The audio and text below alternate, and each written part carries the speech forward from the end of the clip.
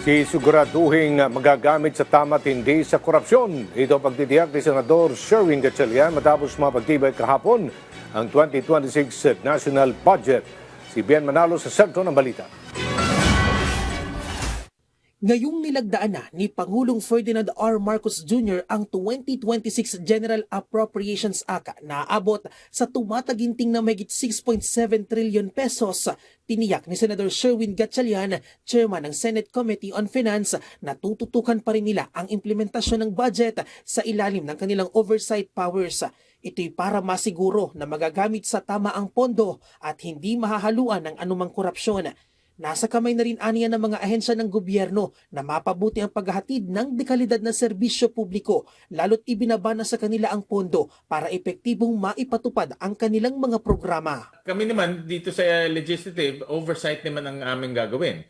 Yung pag-implemento ng budget, napakahalaga rin dahil dyan rin pwedeng pumasok yung korupsyon doon sa implementation ng budget. Kaya imo-monitor natin mabuti itong implementation ng budget. Bagamat may mga item na vinito o inalis aniya ang ehekutibo sa pambansang budget, matatawag ito bilang people-centered budget dahil mas nakatutok aniya ito sa pangangailangan ng mga tao. Nilinaw din ng senador na mula sa ehekutibo ang mga vinitong item at hindi galing sa lehislatura. Aabot sa mahigit 92 billion pesos na Unprogrammed Appropriations Fund ang natanggal sa 2026 GAA. Kasama na dyan ang kontrobersyal na 80 billion pesos sa GIP program na posibleng magagamit aniya sa katiwalian. Inalis din ang subsidiya para sa mga government-owned or controlled corporation o GOCC na nagkakahalaga ng mahigit 6.8 million pesos na may epekto aniya sa operasyon ng iba't ibang ahensya. Tinanggal din maging ang pondong nakalaan para sa RACE program na gagamitin bilang pambayad ng utang sa ilang malalaking car manufacturers